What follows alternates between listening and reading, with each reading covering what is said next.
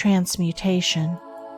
Midway between the hell of passion and the heaven of peace is the purgatory of transmutation, not a speculative purgatory beyond the grave, but a real purgatory in the human heart.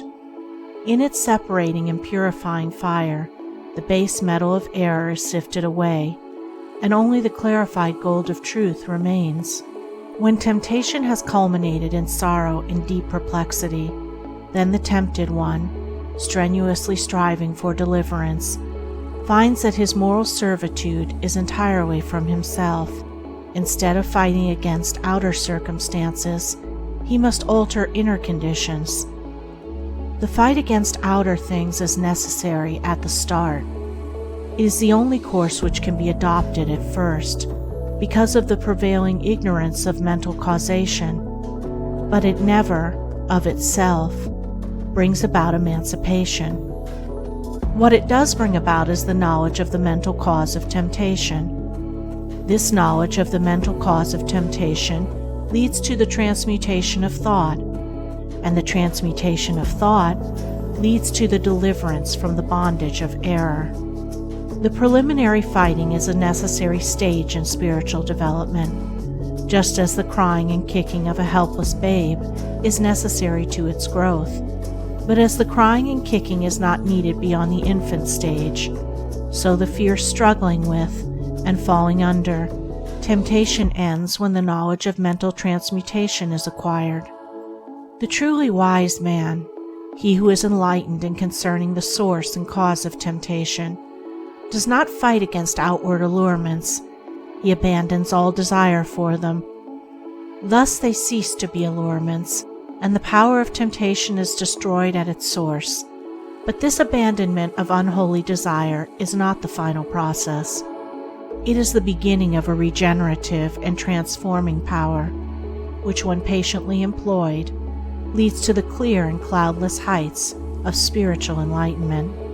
Spiritual transmutation consists of an entire reversal of the ordinary self-seeking attitude of the mind toward people and things, and this reversal brings about an entirely new set of experiences. Thus the desire for a certain pleasure is abandoned, cut off at its source, and not allowed to have any place in the consciousness. But the mental force which that desire represented is not annihilated. It is transferred to a higher region of thought, transmuted into a purer form of energy. The law of conservation of energy prevails universally in the mind as it does in matter, and the force shut off in lower directions is liberated in higher realms of spiritual activity. Along the saintly way toward the divine life, the midway region of transmutation is the country of sacrifice, the plain of renunciation. Old passions, old ambitions and thoughts are cast away and abandoned, but only to reappear in some more beautiful, more permanent, more eternally satisfying form. Valuable jewels, long guarded and cherished, when thrown tearfully in the melting pot, are remolded into new and more perfect adornments. Likewise, the spiritual alchemist, at first reluctant to part company with long-cherished thoughts and habits, at last gives them up to discover, a little later, to his joy, that they come back to him in the form of new faculties, rarer powers, and purer joys, spiritual jewels newly polished, beautiful, and resplendent. In transmuting his mind from evil to good, a man comes to distinguish more and more clearly between error and truth, and so distinguishing, he ceases to be swayed and prompted by outward things and by the actions and attitudes of others. Instead, he acts from his knowledge of truth. First acknowledging his errors and then confronting them with a searching mind and a humble heart, he subdues, conquers, and transmutes them. The early stage of transmutation is painful but brief, for the pain is soon transformed into pure spiritual joy, the brevity of the pain being measured by the intelligence and energy with which the process is pursued. While a man thinks that the cause of his pain is the attitude of others, he will not pass through it.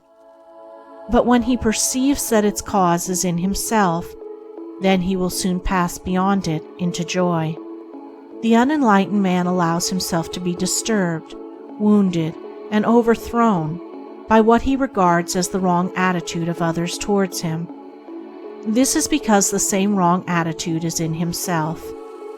He indeed doles out to them, in return, the same actions, regarding as right in himself that which is wrong in others. Slander is given for slander, hatred for hatred, anger for anger. This is the action and reaction of evil. It is the clash of selfishness with selfishness. It is only the self, or selfish elements, within a man that can be aroused by the evil in another. The truth, or divine characteristics in a man, cannot be approached by that evil, much less can be disturbed and overthrown by it. It is the conversation or complete reversal of this self or selfishness into truth that constitutes transmutation. The enlightened man has abandoned the delusion that evil in others has the power to hurt and subdue him, and he has grasped the profound truth that he is only overthrown by the evil in himself. He therefore ceases to blame others for his sins and sufferings, and applies to himself to purifying his own heart. In this reversal of his mental attitude, he transmutes the lower selfish forces into the higher moral attributes. The base ore of error is cast into the fire of sacrifice, and there comes forth the pure gold of truth. Such a man stands firm and unmoved when assailed by outward things. He is self's master, not its slave. He has ceased to identify himself with the impulses of passion, and has identified himself with truth. He has overcome evil, and has become merged with good. He knows both error and truth, and has abandoned error and brought himself into harmony with truth. He returns good for evil. The more he is assailed by evil from without, the greater is his opportunity of manifesting the good from within.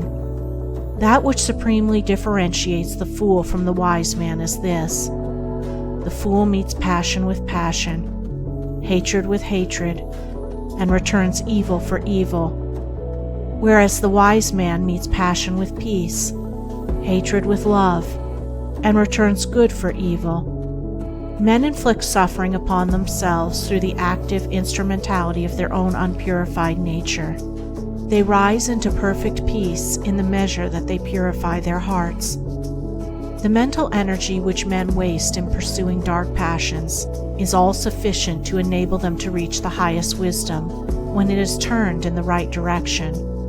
As water, when transmuted into steam, becomes a new, more definite and wide-reaching power, so passion, when transmuted into intellectual and moral force, becomes a new life, a new power for the accomplishment of high and unfailing purposes.